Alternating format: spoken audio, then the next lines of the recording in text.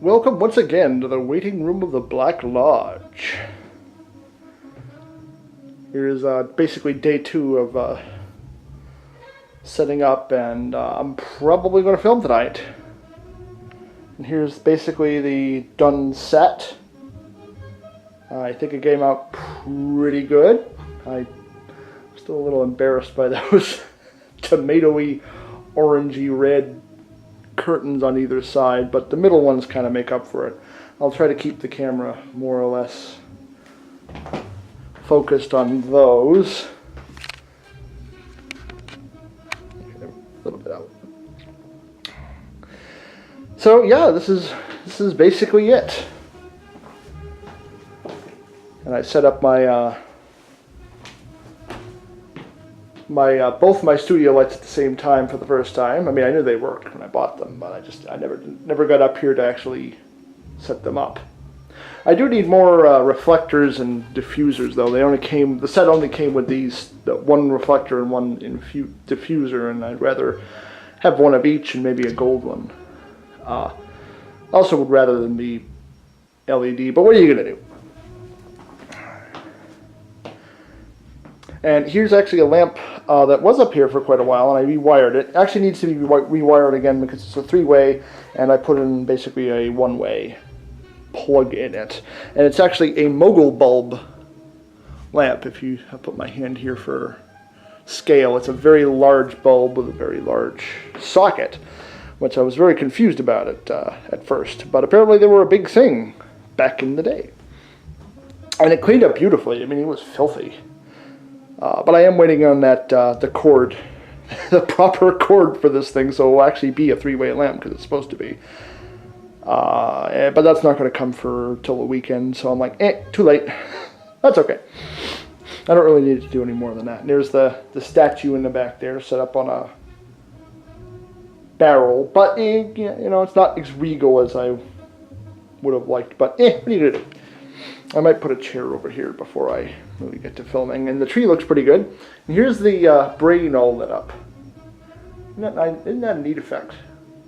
I was like, ooh, why did I do that? I like that. And I did, I do have the blue light here, which does work a little bit. Actually, if I turn all the other, I really can't see it unless you turn all the other lights off. Which I'm probably going to have to do just to... I might also see if I can find a strobe light to go while it's like this, because you do see it is glowing. It is glowing a bit, which is what I wanted. I really should paint that base black, but I'm done. I'm done. I still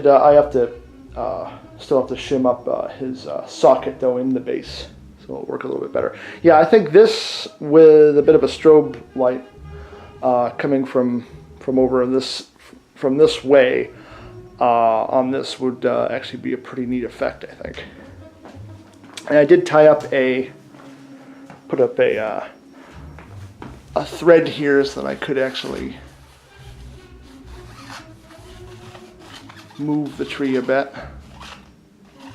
I don't know how that's actually really going to work, but I'll figure it out. But so far so good, really. I mean, this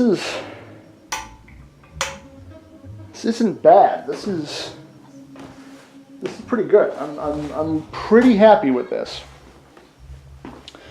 So I am going to shoot tonight, I think, because I need to get it filmed so I can edit it.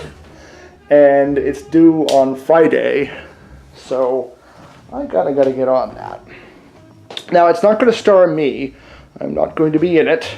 I have decided to pawn that duty off to Norm. So I have this little dog costume that I got in the Five Below last year. This is another one that has more of a that's less formal. It's like a plaid tie or something. But I thought, oh, that works out pretty well because, he's mimicking Agent Cooper. And I have a control rod that I painted black drying downstairs, and I want to do a close-up of the owl ring I made for this. And I actually ordered a real, metal ring. It's way too small, so I'm going to have to order another one, I think. But for the purposes of this shoot, this will work just fine, because I want to get one shot of him holding the owl ring with the control rod, holding that up. Just to show off this neat little prop I made, and I'm actually really happy with this. What I did here is I bought the metal ring, and it came with a green stone. And I thought, well, all I really have to do is grind the stone down, flat on the front, and that will work. And, well, it didn't. The stone just sort of crumbled as I was filing it down. I did switch to a grinding wheel, so maybe it was just too much heat. But anyway, it was not really what I was going for. So I remembered I had all these green pebbles, these green glow-in-the-dark pebbles that I bought. It was just a small bag of them, really. And I thought, you know what? That would actually work pretty well. It's not as flush with the ring as I would like, but, good enough. And I used a wood-burning pen to incise the lines, and I cleaned it up with a X-Acto knife, and then filled it in with some black paint and wiped it off, and it actually makes a really neat owl ring. So I'm actually really impressed by that. I did have to drill a few holes in his hand so he can hold on to it, because I wanted to just put a magnet on his hand and he'd hold on to it, but it's not magnetic. So yeah, going pretty good. Besides, I don't want to put on a costume to do this. It's actually kind of warm up here. I don't know if it's the lights or if it's just from the day, but there you are. Hopefully I'll be filming in a few minutes. Yay!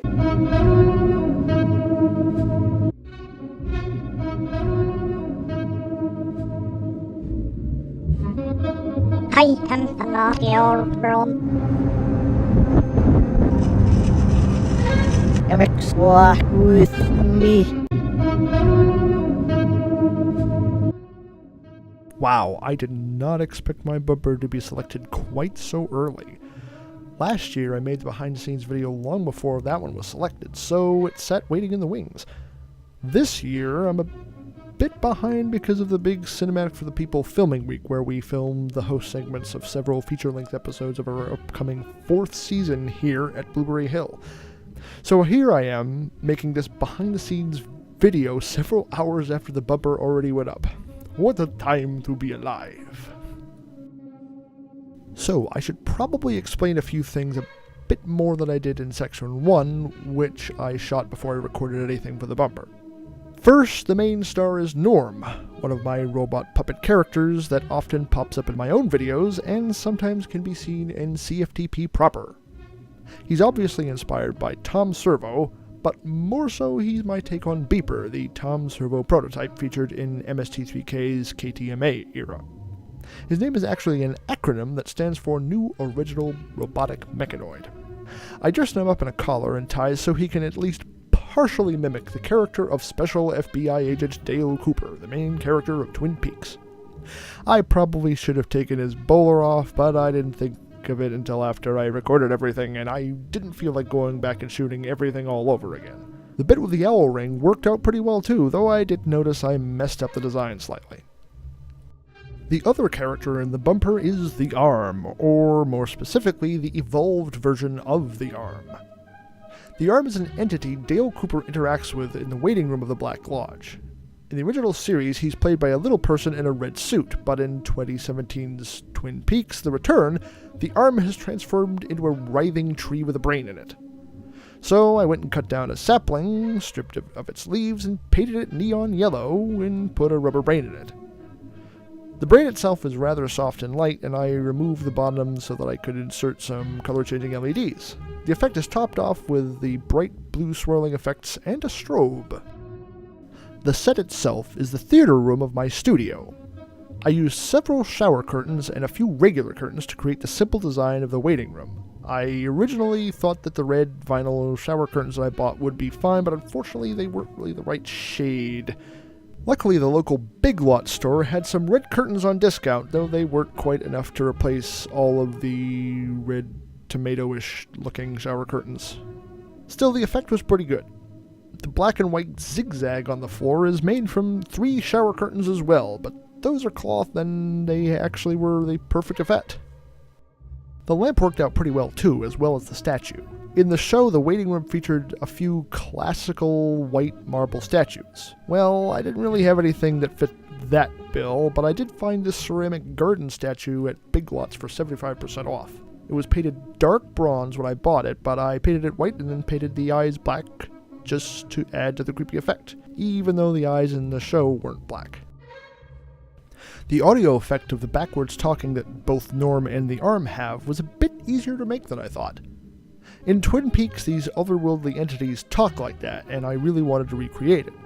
So I recorded the lines I wanted, then reversed them. Then wrote down how they sounded phonetically. I then recorded that and reversed that, and ta-da! Backwards talking. Both phrases are lifted from Twin Peaks, but slightly modified. One of the phrases often repeated on the show is "Fire walk with me," so I did "Comics walk with me." Also in Twin Peaks The Return, a character's foot rebels and states, "I am not your foot." This instantly reminded me of the They Might Be Giants song "I Am Not Your Broom" from their album No, so I could not pass up the reference. That's pretty much it. While I was pretty sure how I was going to pull all this off, it took a good amount of time, research, crafting, and planning. I'd say the toughest part was finding curtains and that zigzaggy floor pattern. Rugs with that pattern that would be large enough are not cheap. There are certainly some elements I wish I could have improved. The CFTP filming week was about 2 weeks after the deadline, so I had to get everything done by myself, which is okay, it's how I normally work anyway, but it would have been cool to have some actual people in this. Sorry, Norm. Again, I want to thank Linkara for selecting my bumper, and Early too. I'm certain I'll have something even weirder for next year.